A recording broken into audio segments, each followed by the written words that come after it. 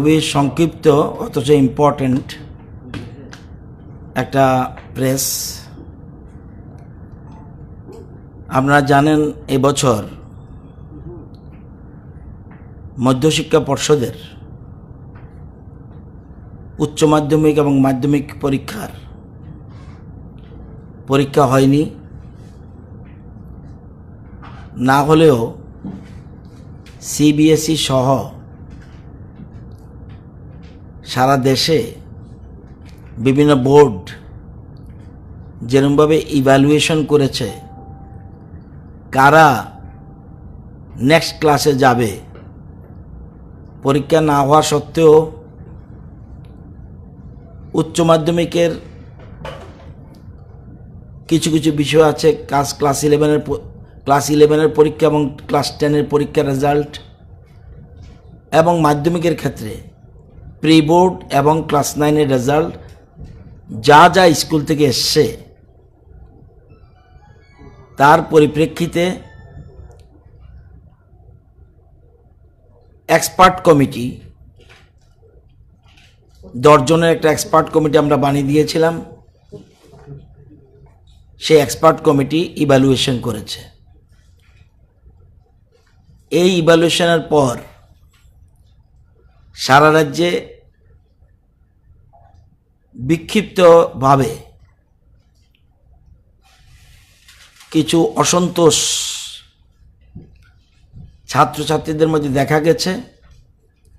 যদিও বিরাট আকারে নয়, তবু যেহেতু অসন্তোষ দেখা দিয়েছে, এই জন্য বোর্ড কর্তৃপক্ষকে, মধ্যশিক্ষা পর্ষদকে আমরা রাজ্য সরকারের তরফ থেকে জানিয়ে দিয়েছি যে আপনারা এই বিষয়টা রিভিউ করুন।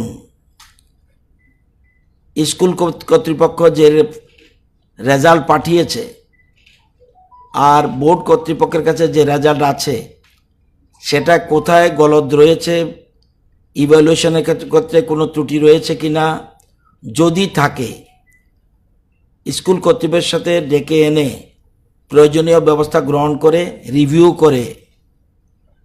রিভিউ করার জন্য তাদেরকে নির্দেশ দেওয়া হয়েছে। সুতরাং এ ব্যাপারে কোনো জায়গায় আমরা, যদিও আমাদের সরকার বা আমাদের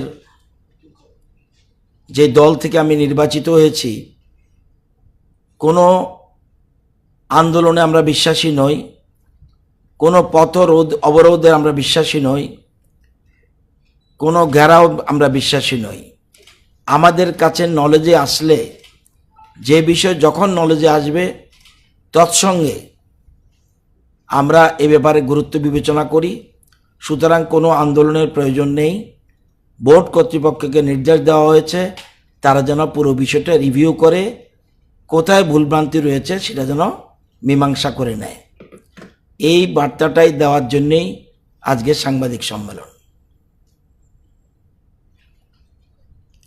এবং সারা রাজ্যের ছাত্রছাত্রী বা তথাকথিত যারা রয়েছেন সবাইকে অনুরোধ করছি যে এ নিয়ে কোনো আন্দোলনের প্রয়োজন নেই, বোর্ড কর্তৃপক্ষ রিভিউ করবে।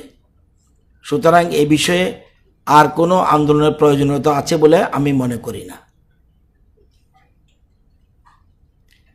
এরপরেও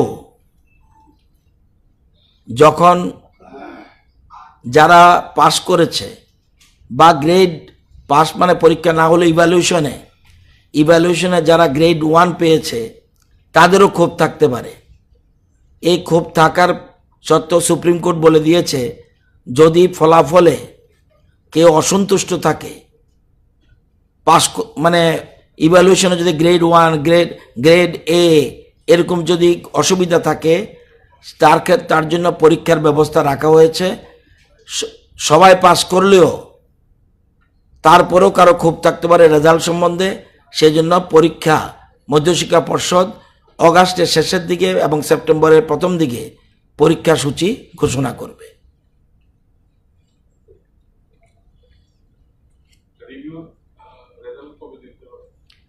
রিভিউর জন্য আজকে মধ্যশিক্ষা পর্ষদের প্রেসিডেন্ট এবং সেক্রেটারিকে ডেকে এনেছি। কালকে এক্সপার্ট কমিটির সাথে একটু বৈঠক রয়েছে। এক্সপার্ট কমিটির সাথে বৈঠকের শেষে স্কুল কর্তৃপক্ষের সাথে তারা আলোচনা করে ইন্ডিভিজুয়াল স্কুল যেখানে যেখানে সমস্যা রয়েছে, যেখানে সমস্যা নেই, কোনো প্রয়োজন নেই রিভিউর, সেই জন্য স্কুল কর্তৃপক্ষের সাথে বসেই রিভিউটা করবে। এটা অতি সত্বর, এটা খুব বেশি সময় লাগবে বলে মনে হয় না। আমার ব্যক্তিগত ধারণা, যদিও বোর্ড কর্তৃপক্ষ করবে, আমার মনে হয় না 1 সপ্তাহ বেশি লাগবে বলে। আচ্ছা, রিভিউ করার পর যারা অসন্তুষ্ট ছাত্রছাত্রী রয়েছে এখনো বিভিন্ন জায়গায় বিক্ষিপ্ত ঘটনা করছে, রিভিউ করার পর কি পাশের হার কি বাড়ানোর কোনো সম্ভাবনা রয়েছে? এটা তো বলছি রিভিউ করে মীমাংসা সংশোধন করবে। আর রিভিউর পর কিন্তু 100% যদি পাস করে তারপরেও পরীক্ষা হবে। এটা আমার কথা নয়, এটা সুপ্রিম কোর্ট ডিসিশন। যারা স্যাটিসফাইড নয়, কোনো একটা ছেলে মনে করতে পারে আমি গ্রেড 1 পাওয়ার কথা কিন্তু আমি গ্রেড A পেয়েছি, তাহলে তো আই এম নট স্যাটিসফাইড। সেই জন্য তাদের জন্য পরীক্ষার ব্যবস্থাটা সুপ্রিম কোর্টের অর্ডারেই এরকম নির্দেশ আছে, সুতরাং সেটা অনুযায়ী পরীক্ষা একটা হবেই।